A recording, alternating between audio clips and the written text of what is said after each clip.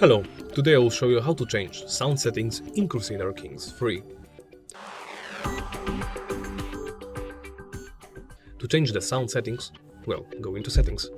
Do so by pressing this button right here in the main menu, or if you are inside the game, simply press escape button and from main menu go into the settings.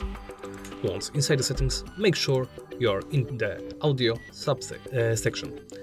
There, look for the general section.